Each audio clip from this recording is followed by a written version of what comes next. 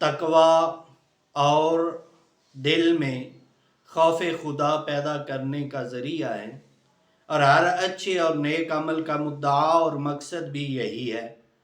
اور اللہ کے پیارے محبوب خلیل سیدنا حضرت ابراہیم علیہ السلام کی قربانی کی یاد میں قربانی کرنے کا عظیم مقصد بھی اللہ کا ڈر اور اللہ کا خوف اپنے دلوں میں پیدا کرنا ہے۔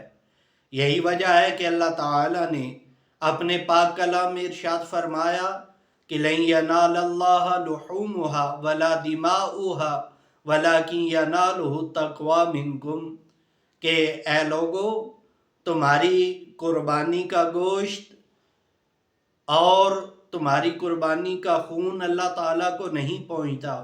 ہاں، اگر اللہ تعالیٰ کو مطلوب ہے، اگر اللہ تعالیٰ کو مقصود ہے، تو وہ صرف اور صرف وہ تقویٰ ہے، وہ خوف خدا اور خشیت الہی ہے جو تمہارے دلوں کے اندر موجود ہے۔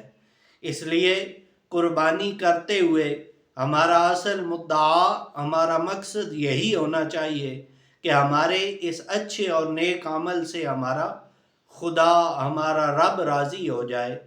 ہمارا مقصود یہی ہونا چاہیے کہ یہ جانور اللہ کی راہ میں قربان کرتے ہوئے ہمارے دلوں میں خوف خدا پیدا ہو، اور یہی خوف خدا اللہ تعالیٰ کو مطلوب ہے۔